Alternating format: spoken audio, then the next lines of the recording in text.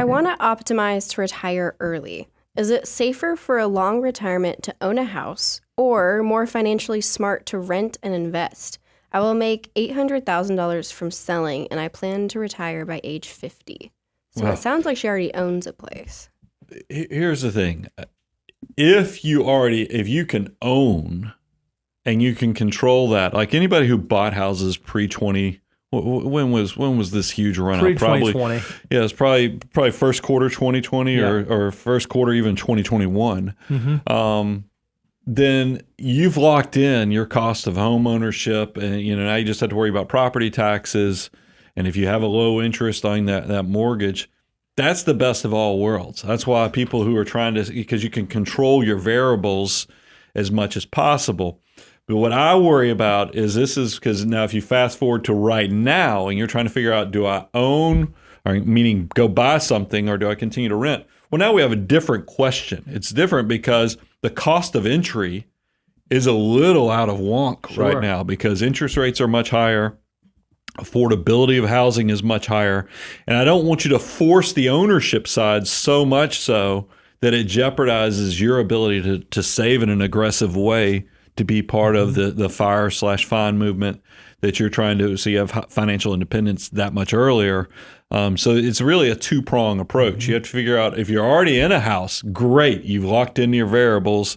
But if you're somebody who's aspiring to own, then that definitely is going to be something you're going to balance, whether you're saving and investing or you're trying to make that purchase decision on that house. Yeah, this is a bit of a hot take of ours, and we catch a little bit of flack on this because some financial minds out there will tell you, oh, if you want to be financially successful, you have to do this. Or if you want to be you have to do this.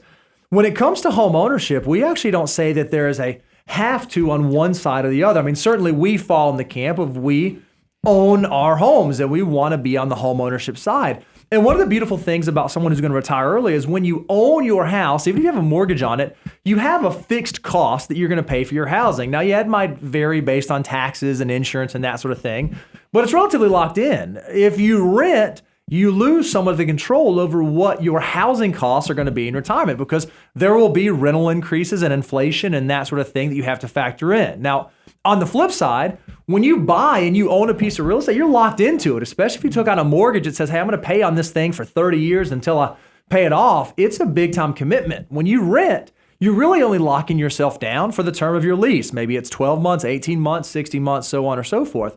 So you have to define, based on retire early, what is your vision of retiring early? It's not uncommon for us that we'll have clients who live in an area and they buy a house, they pay for it, and they say, hey, we're gonna relocate. We've been in the Northeast and we want to go down somewhere warmer down in the Southeast. Okay, great. We're gonna sell our house in the Northeast, but rather than go and buying a home immediately, we're gonna go rent for the first few years of our retirement to kind of figure out where we want to be. Do we want to be in this area, this part of town? What kind of house do we need? What size home do we need? There's nothing wrong with going back and forth, even between renting and ownership, if that's part of your overall financial plan. What I would caution you against, Nicole, is letting someone else tell you, hey, you have to do this. Okay, if you're going to retire, you have to own a home. Or if you're going to retire, you have to sell your home and invest all that equity so the money can be working for you.